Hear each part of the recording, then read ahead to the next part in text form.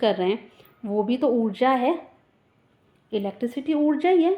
Petrol है जिससे आपकी गाड़ी चल रही है, ये भी ऊर्जा है। पवन ऊर्जा, ये हवा एनर्जी।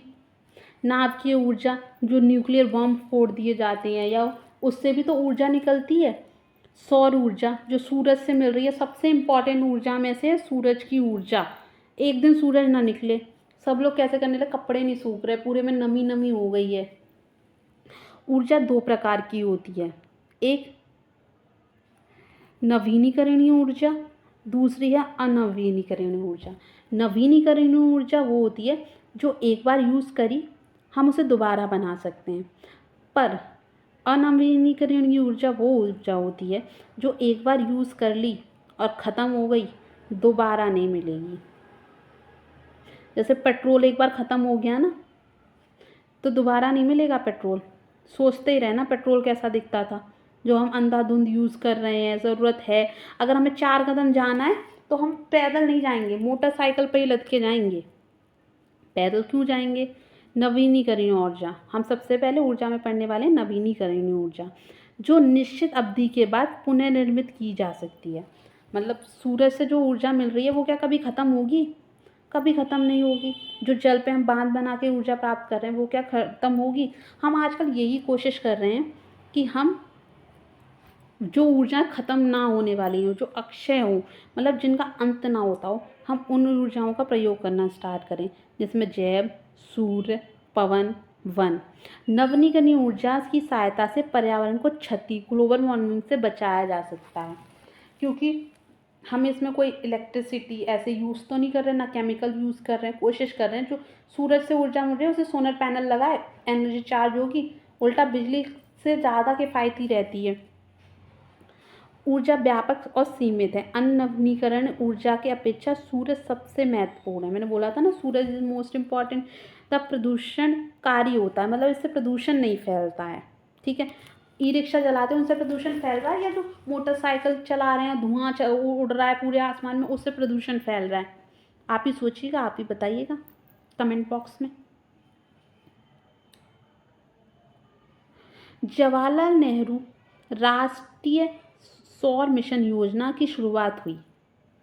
इस मिशन का उद्देश्य सौर ऊर्जा के क्षेत्र में वैश्विक नेताओं के रूप में स्थापित होना है।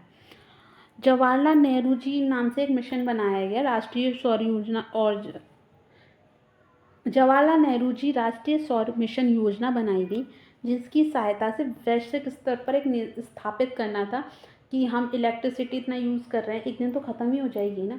उसके लिए ऐसा क्या सोर्स बने, सूरज बने, सोलर पैनल लगाओ, उससे प्रदूषण भी बचेगा, वो किफ़ायती भी रहेगी। अनवीकरणीय ऊर्जा क्या होती है? जिस ऊर्जा को पुनः उत्पन्न ना किया जा सके। वर्तमान में अधिकांश ऊर्जा अनवीकरण, क्योंकि ये जो हम नवीनीकरण ऊर्जा की बात कर रहे थे, इसके लिए लोगों को थोड़ी सी मेहनत करनी होगी।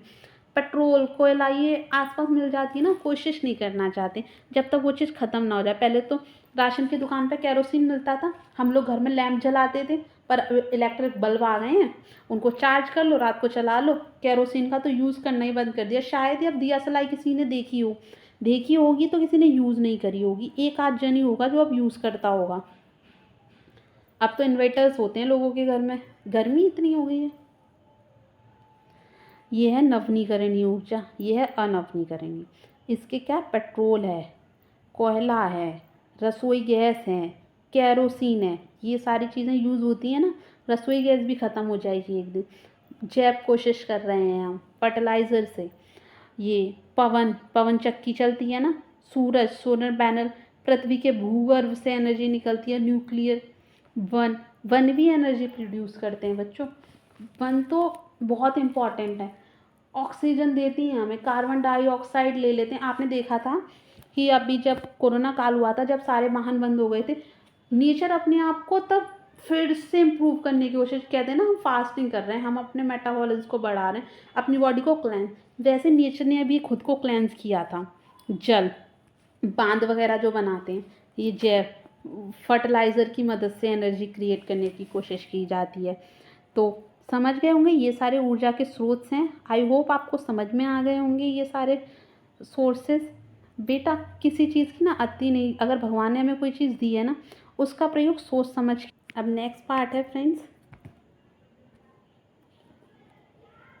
व्यापार और वाणिज्य। व्यापार एवं ई कॉमर्स। ई कॉमर्स तो आजकल बहुत इम्पोर्टेंट हो गई है ना फ्रेंड्स। व्यापार का अर्थ है क्रय विक्रय करना, वाणिज्य का अर्थ है धन प्राप्ति के उद्देश्य से वस्तुओं का क्रय विक्रय करना। व्यापार और वाणिज्य सेम है। व्यापार का अर्थ क्या है? क्रय विक्रय कर रहे हैं, मतलब आपने कोई चीज़ ली, मैंने आपको कोई चीज़ दी, वो व्यापार हो गया। पर वाणिज्य क्या है? धन प्राप्ति, मतलब अगर मैं आपको कोई वस्तु दे रही हूँ तो उसका उद्देश्य क्या है? पैसे लेना। जैसे कि मैंने आपको कोई कपड़ा बेचा, उसका मूल्य 10 रुपये है, जब वो मैंने आपको बेचा, आपने वो 10 रुपये दिए, तो वो हो गया वाणिज्य। व्यापार हो गया, आपने मुझे कुछ दिया, मैंने कुछ लिया, वो हो गया व्यापार। आई होप दोनों का अंतर आप समझ पाए होंगे और आगे कंफ्यूज ना होंगे। आरंभ में व्यापार सामान के बदले सामान से, बाद में धातु, सिक्के, हांडी अथवा पत्र, मुद्रा से, मुद्राओं के आविष्कार से व्यापार सरल और सुविधाजनक हो गया। पहले आपने देखा था ना, आपके पास चावल है, मेरे पास दाल है। अब दाल, सिर्फ चावल खा के जीवन नहीं चलेगा, सिर्फ दाल खा के जीवन नहीं चलेगा। आपने मुझसे दाल ले ली, मैंने आपसे चावल ले लिए। पहले इस तरीके से व्यापार होता था क्योंकि धन नहीं होता था। फिर सोने चांदी के सिक्के आए, फिर हांडी बनी, बिल्स हुई, पैसों के बदले होने लगा, फिर मुद्राएं आने लग गई, सोने चांदी की मुद्राएं। पहले तो गहने वगैरह दे देते थे, फिर सिक्के आए, फिर हमने ये पैसों की जो मनी होती है उसका कर लिया। अब तो क्या हो गई है? ई मनी आ गया है। यूपीआई वगैरह करते हैं, पैसे दिखते नहीं है, सीधे उनके अकाउंट में ट्रांसफ़र, आपके अकाउंट से। उनके भी पैसे नहीं दिख रहे, सीधे आपके अकाउंट में ट्रांसफ़र। कहीं बैठ के किसी को भी कर सकते हैं पैसे ट्रांसफ़र, बहुत आसानी से, सुविधाजनक तरीके से। नवीन व्यापार वाणिज्य ई व्यवसाय कॉमर्स प्रचलित है। इंटरनेट के माध्यम से ई कॉमर्स की सहायता से खरीदना तथा बेचना तथा ग्राहकों के लिए सेवा और व्यापार में भागीदारी के सहयोग। ई कॉमर्स की सहायता से बहुत सुविधा हुई है। आप यहाँ दिल्ली का कुछ लेना है आपको, दिल्ली के मीना बाज़ार से लहंगा पसंद आ गया, मान लो, मुझे पता नहीं है एग्जैक्टली दिल्ली में मीना बाज़ार में लहंगा मिलता है या नहीं, पर मान लो दिल्ली के मीना बाज़ार से लहंगा पसंद आ गया, आपको यहाँ चाहिए, बस कांटेक्ट करना है, उनको पैसे ट्रांसफर करना है, वो आपको भेज देंगे। बहुत ही आसान। जो आप फ्लिपकार्ट से मंगा लिया, आपने स्नैपडील से, अमेज़न से, मीशो आजकल बहुत ट्रेंड में है, तो आप उनसे क्या मंगा रहे हैं? प्रोडक्ट ही तो मंगा रहे हैं, पैसा देते हैं, प्रोडक्ट मंगा लेते हैं घर बैठे, ना आपको प्रोडक्ट देखने जाना। और काफ़ी सारे ऑप्शन मिलते हैं, अगर दुकान पे जाओगे 4 ऑप्शन, 5 ऑप्शन, 10 ऑप्शन दिखाते हैं, वहाँ आपको काफ़ी ऑप्शन है। पर हाँ, आपको अपने लोकल से भी खरीदारी करनी चाहिए बच्चों। जो आपके आसपास है ना, जो शॉप्स हैं, उनसे भी शॉपिंग कीजिए। आप ऑनलाइन मंगाते हैं, अच्छी बात है, मंगाइए, उसमें कोई बुरी बात नहीं है, पर जो आपके आसपास शॉप्स हैं उनसे भी शॉपिंग करनी चाहिए। ई कॉमर्स से मोबाइल कॉमर्स, इलेक्ट्रॉनिक धन हस्तांतरण, आपूर्ति श्रृंखला प्रबंधन, इंटरनेट विपणन, ऑनलाइन लेन देन, प्रसारण, सूचीबद्ध प्रणाली आदि। फ्लिपकार्ट, ये हैं ई कॉमर्स कंपनियां, फ्लिपकार्ट, स्नैपडील, अमेज़ॉन, मिंत्रा, मीशो, ये सारी कंपनीज़ हैं। इसमें ना ई कॉमर्स में मोबाइल का बहुत इंपॉर्टेंट योगदान है। आपके हाथ में, आपको कुछ नहीं भी लेना है ना, और आपने इसको स्क्रॉल करना स्टार्ट कर दिया, स्क्रॉल, तो आपको कुछ ना कुछ पसंद आ ही जाएगा और आप ले ही लोगे। एक्स्ट्रा पैसे और खर्च हो जाते हैं इसको चलाते में। सबसे पहले तो ये सभी। नेक्स्ट है आपका ई गवर्नेंस। ये इसका लास्ट टॉपिक है इस चैप्टर का, बस इसके बाद ये चैप्टर ख़त्म हो जाएगा फ्रेंड्स। ई गवर्नेंस के क्षेत्र में सरकार की आम नागरिकों के लिए उपलब्ध सुविधाओं को इंटरनेट के माध्यम से उपलब्ध कराना ई गवर्नेंस होते हैं। सरकार ने जो भी योजनाएं बनाई हैं हमारे लिए, आपके लिए, उन सबको फ़ोन के माध्यम से एक जगह, एक वेबसाइट बना दी। आपने देखी है, गवर्नमेंट की बहुत सारी वेबसाइट हैं। आप एनसीईआरटी का पढ़ते हैं, आप एससीईआरटी पढ़ रहे हैं, आप उत्तर प्रदेश से पढ़ रहे हैं, इन सब की वेबसाइट है एससीईआरटी की। एससीईआरटी पे चले जाइए, आपको बुक्स खरीदने की ज़रूरत भी नहीं है, वहाँ से बुक पूरी डाउनलोड हो जाती है पीडीएफ के रूप में, आपके पास आ जाती है। जो भी नोटिफिकेशन आता है जॉब के लिए, गवर्नमेंट रिजल्ट.com करके है, आप उस पे जाइए, आपको सारी जॉब्स का पता चल जाता है कि कौन सी बैंक आ गई। उसके लिए आपको किसी से पूछना थोड़ी पड़ा, बस चेक किया आपने। आपको थोड़ा एक्टिव रहना पड़ता है। अगर आपको ये सब जानना है ना तो थोड़ा सा एक्टिव रहना पड़ेगा आपको। उपलब्ध सुविधाओं को इंटरनेट के माध्यम से उपलब्ध कराना ई गवर्नेंस या ई शासन कहलाता है। ई कॉमर्स के उपयोग से शासन प्रणाली अधिक पारदर्शी, कुशल, जवाबदेह। इसमें शासन की सुविधाएं को इंटरनेट से उपलब्ध करा दिया गया।